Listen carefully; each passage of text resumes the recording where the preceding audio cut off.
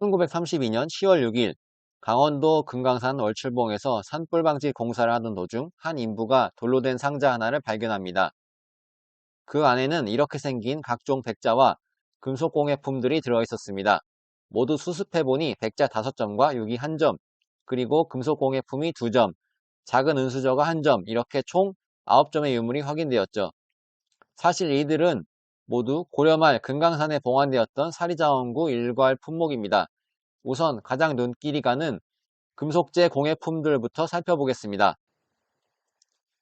지금 보시는 이 금속 공예품은 사리자원구 중에서도 핵심인 은재 도금 라마탑형 사리기로 연꽃 대자 위에 타원형의 몸체가 놓여 있고 꼭대기는 탑의 상륜부와 유사한 구조물로 장식되어 있습니다.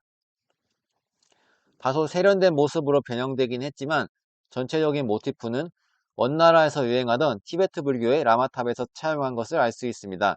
이런 라마탑의 형상은 북경 묘웅사 백탑뿐만 아니라 고려 후기 제작된 마곡사 5층 석탑의 상륜부, 리음미술관의 금동제 사리기 등 동식이 다른 불교 미술에서도 종종 발견되고 있어 당시 원과 고려에서 유행하던 양식이라는 것을 알 수 있습니다.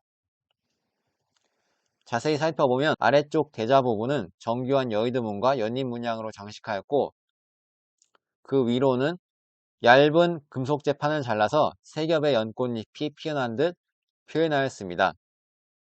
그 위로 올려진 타원형의 몸체에는 합장을 한 부처 사위가 남북으로 표현되었습니다. 그리고 불상의 사이마다 아래로 들이운 장식 문양이 채워져 있고요. 불상의 위로는 탑의 상륜부와 같은 구조물이 장식되어 있는데요. 이것은 한 장의 은판을 가지고 망치와 정으로 두들겨 만든 것입니다. 일명 타출기법이라고 하죠. 그리고 상륜부와 몸체에 표현된 불상, 아래쪽의 대좌는 은은한 금빛이 돌고 있는데요. 이것은 특정 부분만 따로 도금을 했기 때문입니다. 당시에 뛰어난 금속공예 수준을 엿볼 수 있죠. 그리고 이런 식으로 분해가 됩니다. 라마탑 모양의 둥근 몸체와 부처님 사리를 담았던 유리재 사리기, 연화대자로 말이죠.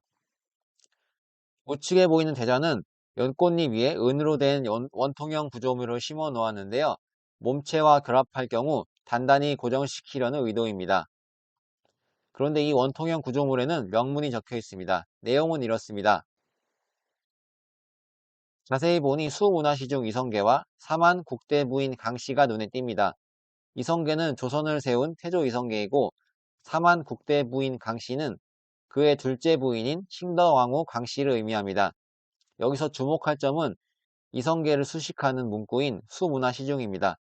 수문화시중은 고려 말의 최고의 관직으로 문화시중 다음가는 재상의 자리였습니다. 고려사의 기록을 보면 이성계가 수문화시중으로 임명된 시기는 공양왕이 즉위한 지 얼마 안 된 1389년 11월 16일입니다.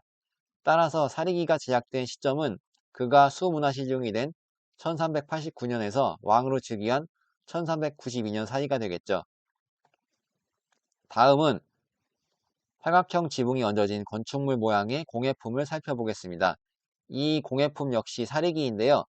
크기를 고려하면 라마탑형 사리기를 외부에서 보호하는 사리 외함 역할을 했던 것으로 추측됩니다.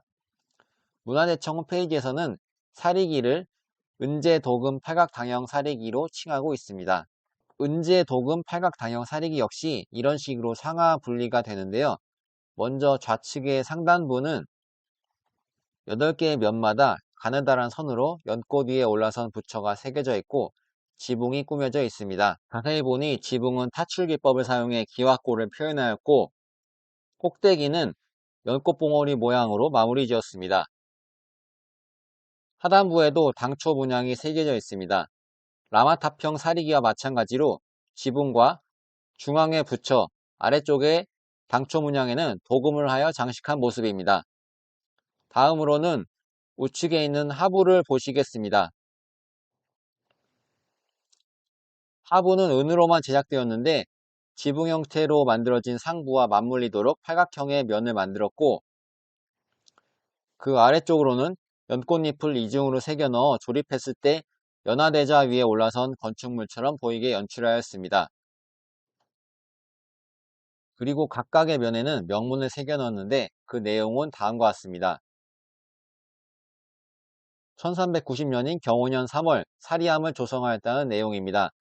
앞서 살펴본 라마타평 사리기와 한 세트이므로 둘 다 1390년에 맞는 것으로 이해할 수 있겠습니다. 그리고 이 불사를 주도한 사람은 월암이라는 승려로 이성계가 잠저 시절부터 인연이 있던 승려입니다. 그 다음은 사리함을 만들 때 시주한 사람들의 명단을 적고 있습니다. 여기서 주목할 인물은 3명인데요. 동지밀직 황희석과 영삼사사 홍영통, 그리고 박자청이라는 인물입니다. 먼저 동지밀직 황희석은 이성계가 왕위에 오르기 전부터 그의 사병들을 맡아서 관리했으며 그功으로 개국공신이 되었다는 조선왕조실록에 기록이 남아있습니다. 이성계의 젊은 시절부터 사병을 관리했던 최측근으로 확인됩니다. 그 다음 홍영통은 고려사 열전의 인물됨이 기록되어 있습니다. 보시면 공민왕대에는 신돈에게 붙었다가 우왕대에는 이인이 밀파에게 붙어서 권세를 누렸고 창왕과 공양왕대에도 목숨을 보존하며 권세를 누렸습니다. 지금 보여드리는 부분은 고려사의 일부분만 발췌한 것인데요. 내용의 대부분이 비판 일색입니다. 권력자에게 빌부터 권세를 누렸던 관신배임을 알 수 있는데 이성계가 발언한 사리장원구의 이름이 새겨진 점으로 보아 이성계와도 인연이 있었던 것 같습니다. 실제로 그는 조선 건국 이후에도 천수를 누렸다고 하니 처세술의 달인이었던 것 같습니다. 그 다음은 박자청인데요. 그는 조선 태종 때 창덕궁 건설을 책임졌던 사람으로 유명합니다. 조선 건국 이후에는 능력을 인정받아 공주판서까지 올랐던 인물이죠. 태종실록은 박자청을 본래 황희석의 수행원 출신으로 적고 있습니다. 영선에 부지런하다는 평으로 보아 무언가를 만드는 업무에 재능이 있었던 것 같습니다. 이 사리기의 이름이 오른 이유도 그런 것으로 볼 수 있습니다. 네, 다음은 백자들을 살펴볼 텐데요. 이 백자들은 보시면 아시겠지만 상태가 그다지 좋지는 않습니다. 새하얀 조선 백자와는 다르게 푸르스름한 빛이 돌고 유약이 골고루 바르리지 않은 듯 어두운 부분도 있습니다. 여기를 보시면 내부가 부풀어 올라 있기도 합니다. 아무래도 당시까지는 청자가 대세였고 백자를 굽는 기술은 부족하였기 때문에 이런 현상이 발생했을 것으로 추정됩니다. 백자보다 청자가 더 높은 수준의 도자기 아니냐고 오해하는 분들이 있을 것 같은데요. 청자는 1250도 정도에서 굽고 백자는 1300도 이상에서 구워집니다. 불의 온도를 높이는 기술도 어렵지만 청자를 굽는 흙으로 백자를 굽게 되면 흙이 높은 온도를 버티지 못해서 무너져 내리고 맙니다. 그래서 백자는 높은 온도를 견딜 수 있는 고령토로 구워야 하는 어려움이 있죠. 도자기의 발전 단계에서 백자가 청자 다음에 등장하는 게 이런 이유 때문입니다. 아무튼 백자들도 명문이 새겨졌습니다. 바로 화살표를 표시한 두 점의 백자인데요.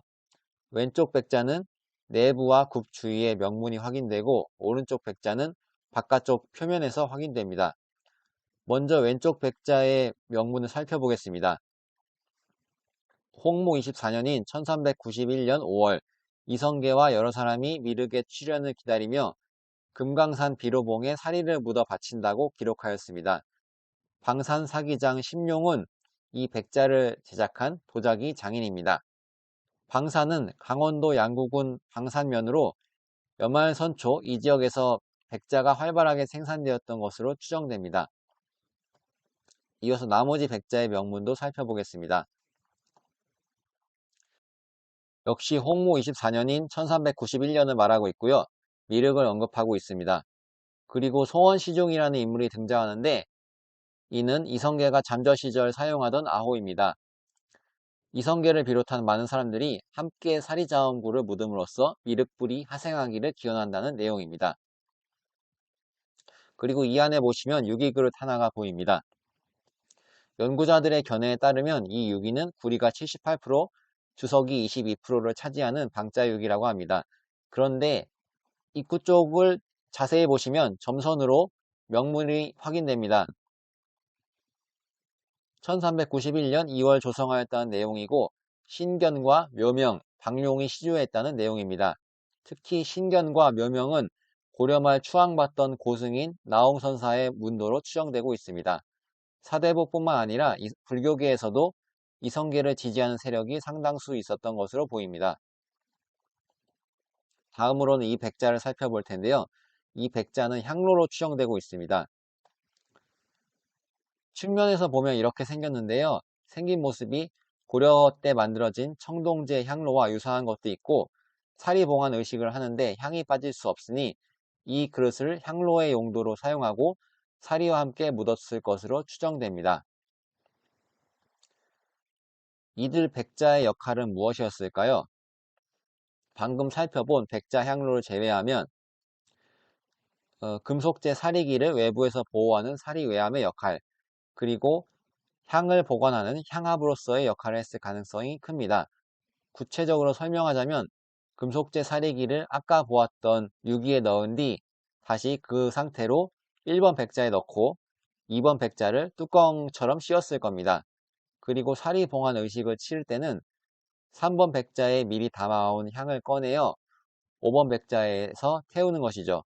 이때 4번 백자는 3번 백자에 뚜껑으로 쓰였을 것입니다. 뚜껑으로 쓰기에는 백자들의 크기 차이가 있지만 크기가 다른 그릇을 사리함의 뚜껑으로 사용했던 사례가 있기 때문에 충분히 가능성 있는 추측입니다. 마지막으로 이 작은 숟가락의 용도는 무엇인지 궁금하실 텐데요. 처음 보셨던 유리재 사리기 기억나시나요? 여기에 부처님 사리를 넣을 때 저 숟가락으로 떠서 넣었을 것으로 추정되고 있습니다. 네, 오늘 영상에서는 이성계가 발언한 사리자원고를 살펴봤는데요. 마지막으로 한 가지 짚고 넘어가야 할 점이 있습니다. 태조 이성계는 왕이 되기 1년 전 왜 이렇게 사리자원구를 땅에 묻는 의식을 치렀던 것일까요? 이것은 그가 원래 독실한 불교 신자여서 그런 것도 있겠지만 이러한 행위를 통해서 일종의 정치적인 선언을 한 것으로 볼 수 있습니다. 이러한 의도를 어떻게 추론할 수 있냐면 명문에 자주 등장하는 미륵 때문입니다. 미륵은 원래 불교에서 56억 7천만 년이 흐른 미래세에 등장하는 메시아적인 존재입니다. 그런데 미륵이 이 세상에 내려오려면 한 가지 조건이 필요합니다. 그것은 바로 전륜성왕이 다스리는 태평성대가 도래해야 한다는 점입니다. 그래서 명문을 잘 해석해보면 자신이 왕이 되어서 태평성대를 만들어 놓을 테니 미륵이시여 어서 빨리 내려오소서 하는 그런 의미를 내포하고 있는 겁니다. 이성계 자신이 왕이 되어서 나라를 다스리겠다는 야심을 이러한 불교적인 의식을 통해서 드러낸 것으로 볼 수 있는 거죠. 이것이 이 사리자원구에 내포된 역사적인 가치라고 볼 수 있습니다. 오늘의 영상은 여기까지입니다. 그러면 시청해 주셔서 감사드립니다.